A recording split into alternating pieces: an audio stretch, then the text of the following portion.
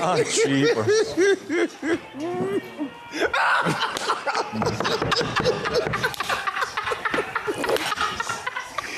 Oh, so yeah! Two different reactions there, aren't they? I'm so sorry, everybody at home. I'm so sorry.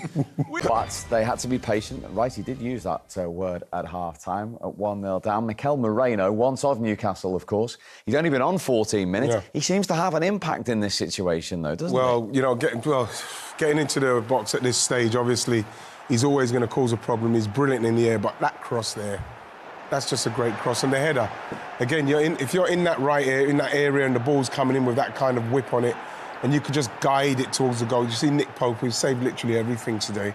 You can't really do anything with that. It's going away from you. He's just glanced it on, and it's just a fantastic ball in. And, you know, Merino's done brilliantly to be in there to get it. Brilliant. Yeah, I mean, the delivery and the header is absolutely brilliant. I mean, Newcastle will probably look at the defensive side. I think, could they got someone out quicker? A bit like the Arsenal goal they conceded. Could someone go out and sort of stop the cross? But again, Rice hasn't even took a touch there, right, has he? It's a great layoff and first time, and it's a brilliant... You see here when it comes back to the Newcastle players, maybe slow getting out. Rice is free, but he knows if he takes that first time, and the run from Merino as well, it's a brilliant header, it really is. Nick Pope's got no chance, who was inspired today, by the way, made some great saves. Yeah, that's quality. That's a quality goal there. You know, that's a quality goal. Now, at that point, Shay, Livramento had unfortunately been stretchered off. There'd been a triple substitution. Voldemort had gone off as well. Did they look, Newcastle, like a little bit more disorganised, sort of square pegs? Possibly. I don't think they were too disorganised in the sense you weren't hanging on like loads of saves and clearances and last-ditch tackles. I didn't feel that way. But we're trying to work out who's playing where, because at one point there was nearly 4 or 5 centre-halves on the pitch, who's playing in what position. And that's what disappoints me with the winning goal. You know, Lascelles came off the bench, who's a big guy. Osula came off the bench. So you're adding more height to the team. You know, you've already got, you know, Chow, Botman, Dan Burn. You know, you've got a big team there. So disappointing that realistically just like a straightforward corners come in from Odegaard. Good delivery, don't get me wrong, but... What's the goalkeeper's view of this like then? Well, I feel like I hear the shout off, Nick, and I know there's someone challenging him. Is it Saliba perhaps on the keeper? I can't really see. He's just in front of him. Saliba, yeah. And he just blocks blocking. But it's not a foul, it's not enough, to be honest. And Arsenal are very clever at this. But I don't know if Dan Burns ducked out of it a bit because he heard Pope. He couldn't get off the ground. No, but he heard Pope shouting. Yeah, maybe. It was definitely a clear shout from Pope. I think, Shay, it does, from a goalkeeper's point, has he got to make sure that he gets disengaged from where Saliba is, because that is so close. If you're not going to get the Dan Burns and the Botmans going and attacking that, the goalkeeper has to surely, from where that's gone in the goal, he's got to be at least getting a punch on that. That's the frustrating thing. You know, Saliba's very clever, so it's difficult. Doesn't matter how big you are, right, as a goalkeeper. If the defender's strong, it's hard to get round him sometimes. And I think that's what he's done. But I think Pope did shout, and he maybe shouted early, and then Saliba's come in late and sort of blocked his path. And I think the shout has sort of took Dan Burn, thinking, I'm just going to keep this Arsenal player out of the way, and Nick Pope's going to come and deal with it. But of course, it's a brilliant jump from Gabriel. Delivery was good, and they've taken the points. Yeah, and as you say, Newcastle will have known what's coming. They will have worked on it. We saw those statistics there since August 2023. I mean, look at the difference between the next best, Chelsea and Spurs. Honestly, again, it comes down to the service there. Shay, you can be testament to it. No goalkeeper, if you've not got defenders who's going to attack that, is comfortable with the ball coming there. No one. That's such a great ball into the box. So Gabriel does what he does. You know, he gets in there and he makes sure he gets something on it. It's a brilliant, brilliant goal. Now, at 1-1, you were hoping Newcastle would hold out. At 1-1, Wright, he was actually asking the Lord, weren't you, to do something for divine intervention here. There's a Sunday. Sometimes you just have to go to a higher place when you need what you need. Is that where you were? Oh, cheapers.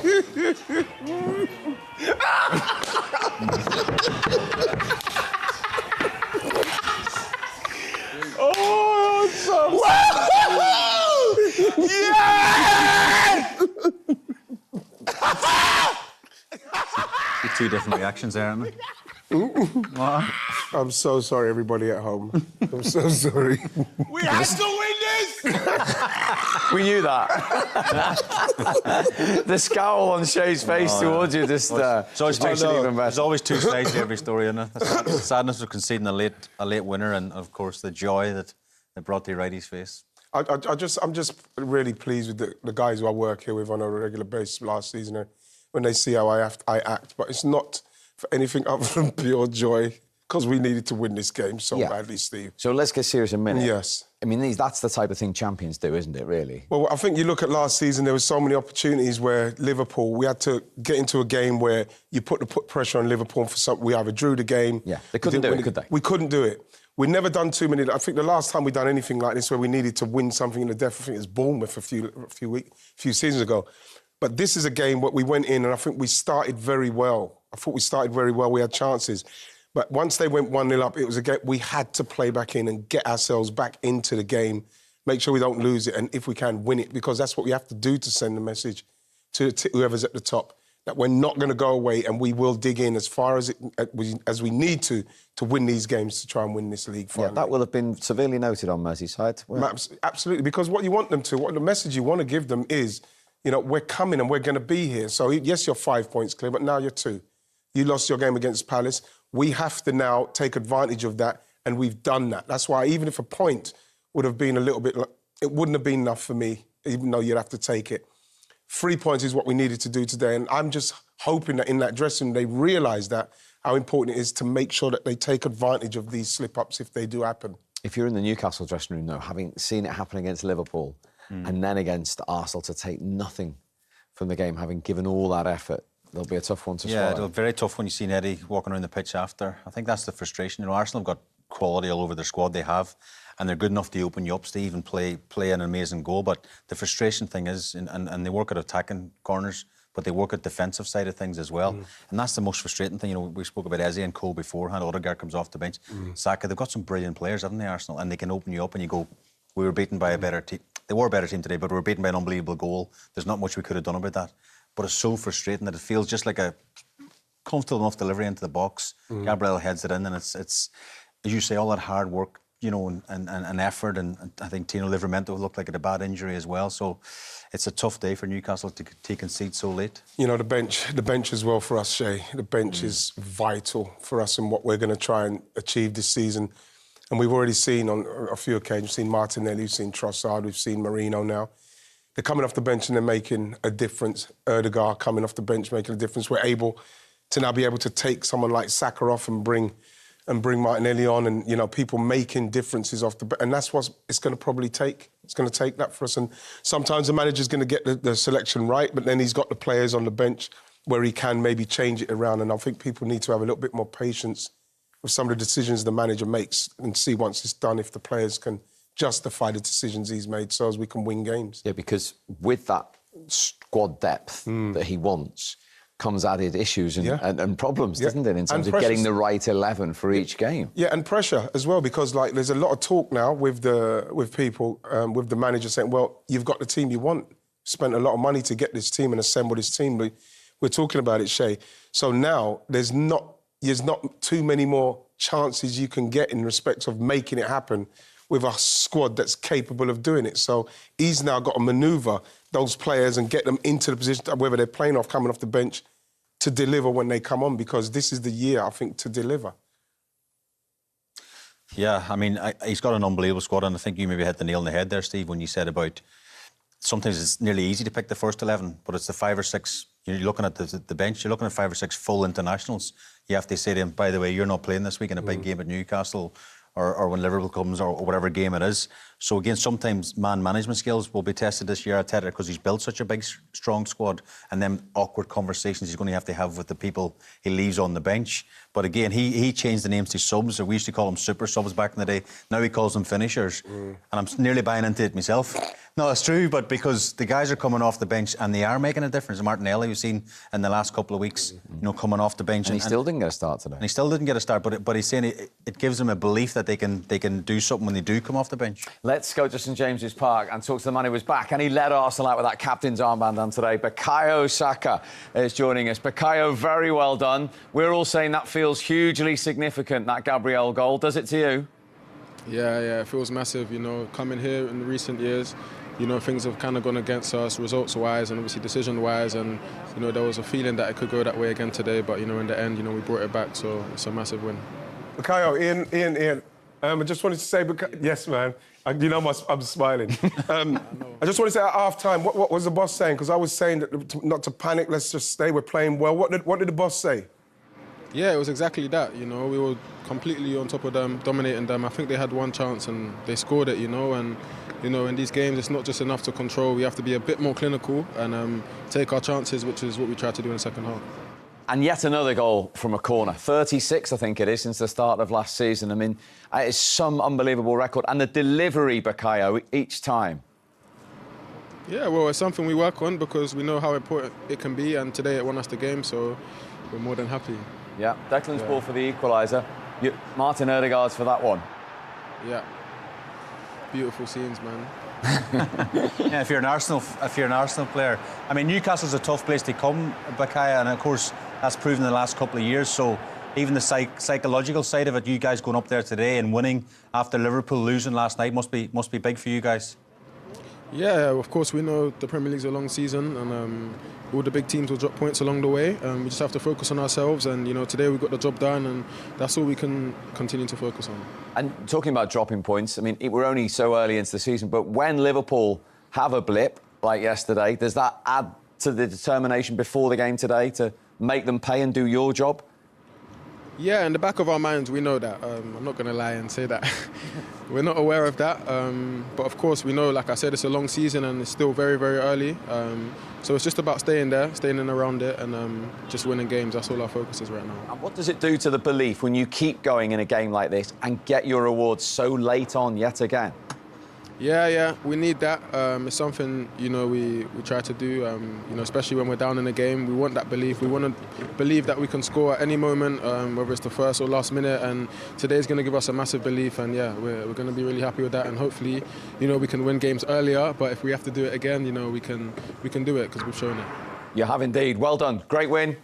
Safe travel home. Thank you very much. Well done, Captain. Cheers, Wright. There's that big smile, almost as big as yours. I mean, he talks like he plays as well, doesn't he, Bukayo? Yeah. Because his influence, as you said right from the off, when he's in, he's the talisman. Yeah. And the thing is that, you know, because you don't see it too often, as him coming off the pitch when he's not injured, coming off the pitch is always, it used to be something where you feel you're on a little bit, oh no, Bukayo's going off. But now, like I say, with the bench we've got and with the belief that the guys now have, even when Bukayo goes off, we still feel like we've got enough on the pitch to create. I thought Martin Ødegaard came on and I thought he was really busy, he was really sharp and he was really moving the ball around, kept it in that 10 area. But getting back to our previous point, he'll be one of those who feels he should be playing. He's normally been a starter. Well, the thing is, he's our captain. You like to think that when he's properly fit, he will probably start somewhere. But then, what you want is the team to continue to play well enough where then Mikel has got a problem in who he picks, and whoever's coming off the bench they have to contribute so as they can stay in the team or play in the team. For Newcastle, it's still just one league win all season. Finding that's a concern. It's starting to get a concern, yeah. We looked, you've seen the table before, you think Aston Villa have a really poor start, but they're equal in points now with Newcastle. So, again, it's a frustration. I don't think they're playing that bad. I think Eddie mentioned last week about it's a transitional time for the new players to settle in, get into the team. But we know the Premier League is a tough league, Steve. They'll want the ambitions to get back into the Champions League. And the longer these points keep slipping away and that you know, more wins don't come, then it'll be a concern. And, of course, they are, like Arsenal in Champions League action this week. Yeah. They're going to have to juggle that again, aren't they? Definitely. The squad is deeper, but at the same time, you need to get results in the Premier League, the bread and butter.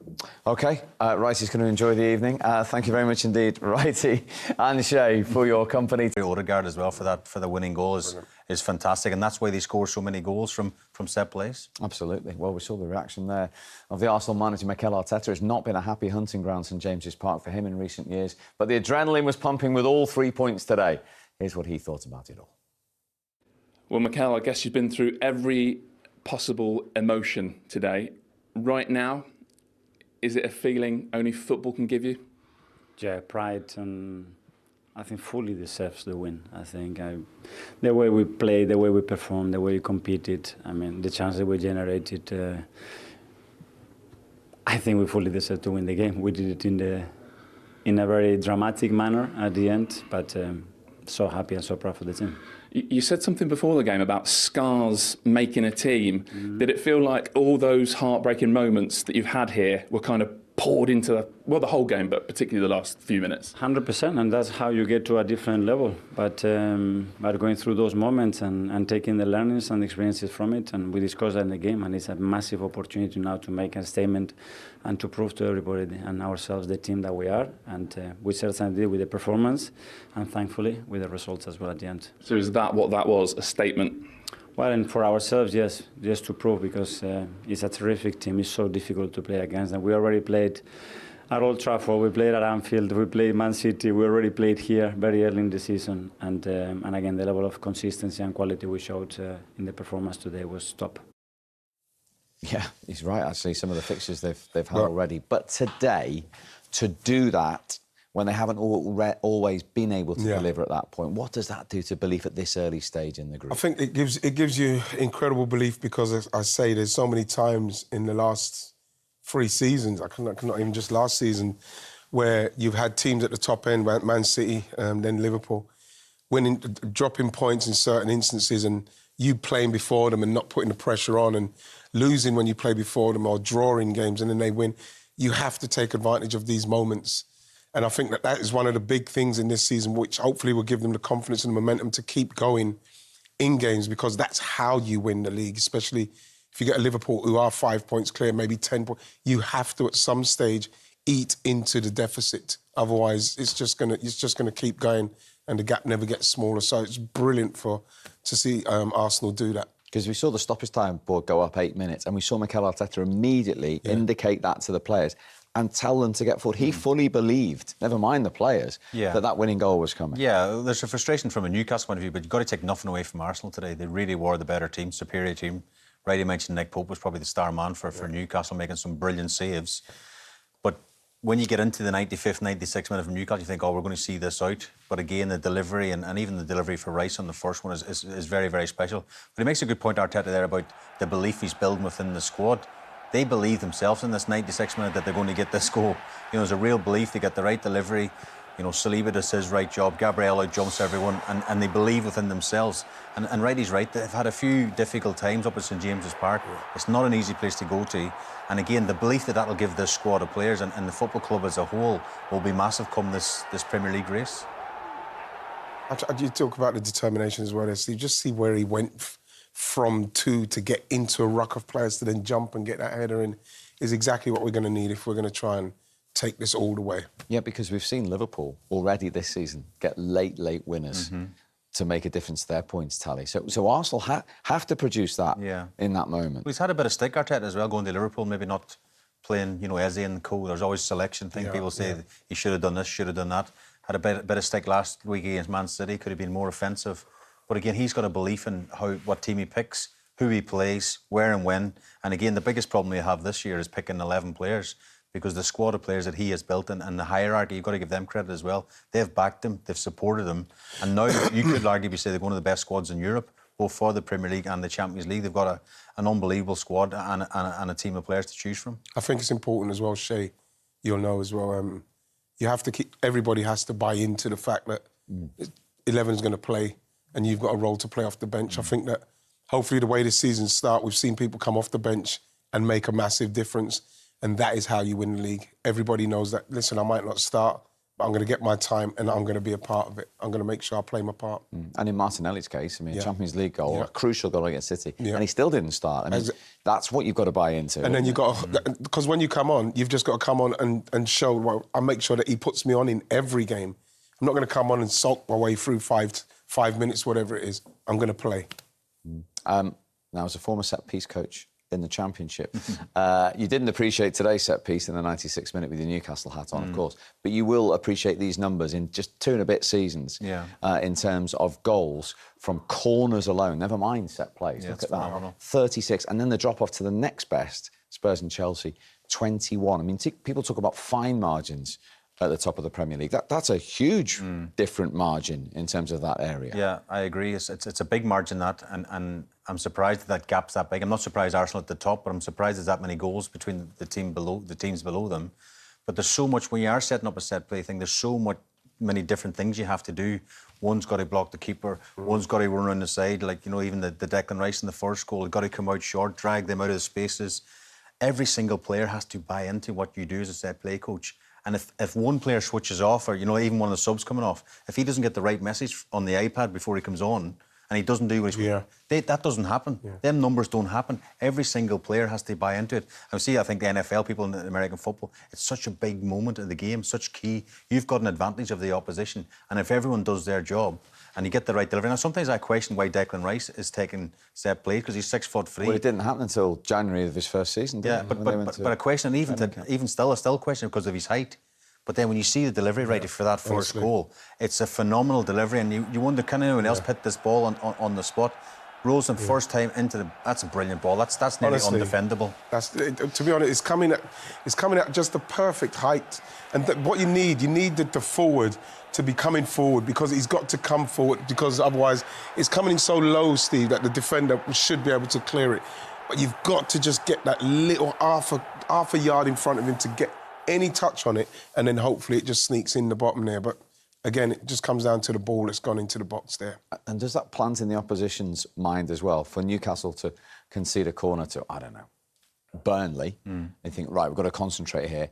But then today, this is Arsenal. They've got 35 goals in the last 2 seasons from this situation. Well, you would think so. You know, it's red alert when they get a corner or a set play, anything. You have to be really on cue, and no one can afford to switch off. And the frustrating thing about that goal, even that goal, it's nearly undefendable, because they didn't do a lot wrong, Newcastle, if I'm being brutally honest. You know, it's great movement in the box and the delivery. And as Wright says, if there's more height than that, you know, Botman comes and heads it clear. But it's just low and whipped, and all he has to do is just help it on. Merino, and it's a brilliant header. And it's a huge area where Arsenal continue to dominate and make the difference in these Premier League games. You know what would be good, Steve, is if through the season, if we are going to take advantage of those set pieces, they're for winning goals like that.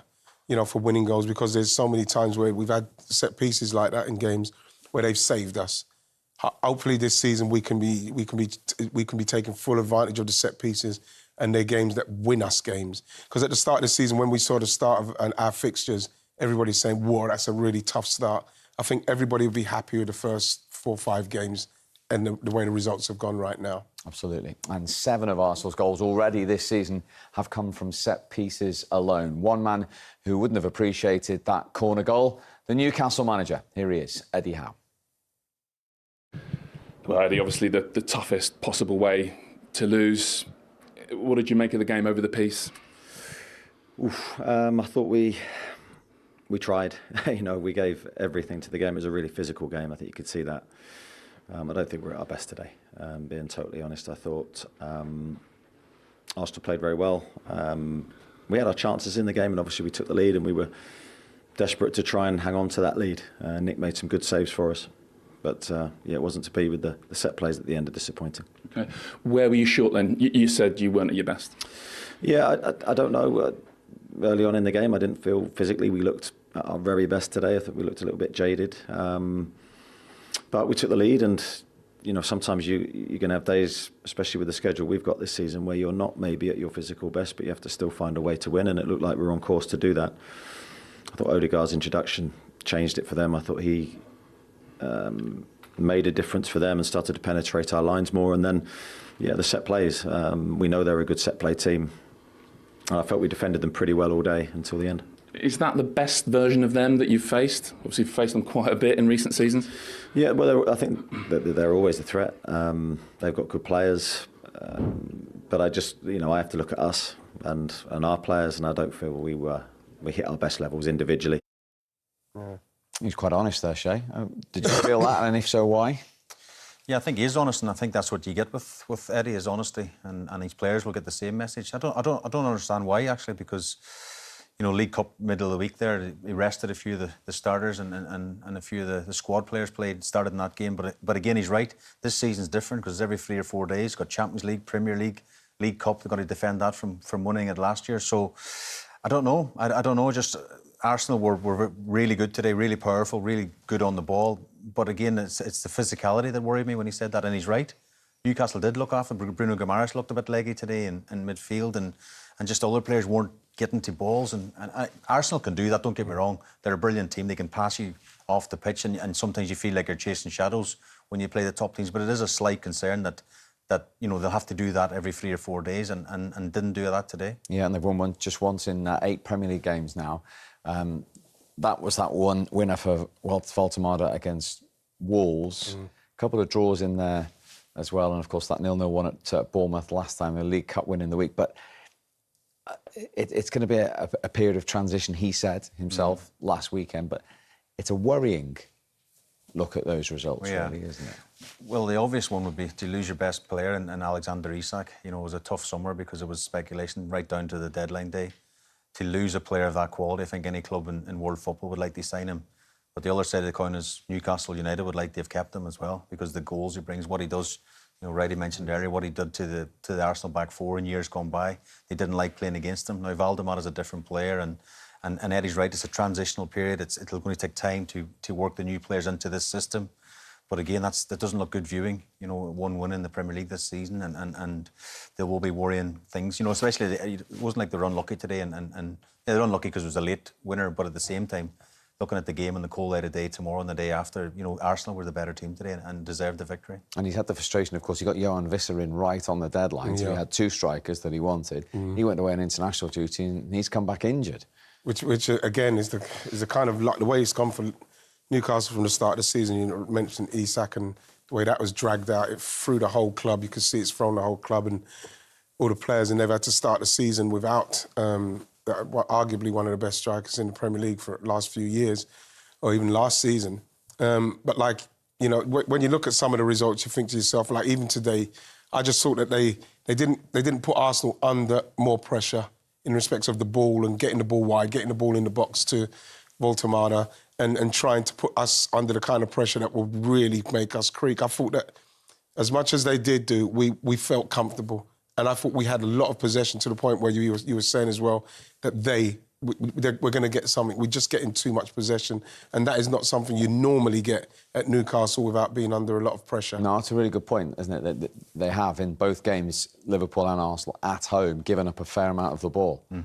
Yeah, and again, I think the physical side of that as well. They're not getting up to players. You know, Wright is right. We mentioned, you know, before the game earlier, if you're getting the players flying in tackles, you know, pressing them high up the pitch, the crowd responds to that. They get behind you and they're nearly celebrating like you've scored a goal, some of the tackles.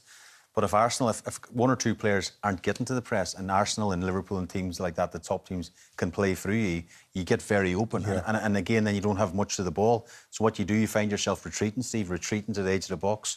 And then they were in the back 5, I think it was nearly 2 banks of 5, trying to see out the draw in the end, but they just couldn't hold on. Do you have concerns, medium, short term here for Newcastle? No, I don't actually. Simply because once they do get themselves going, I think Voltemada, if they can use him, he's looked very good linking.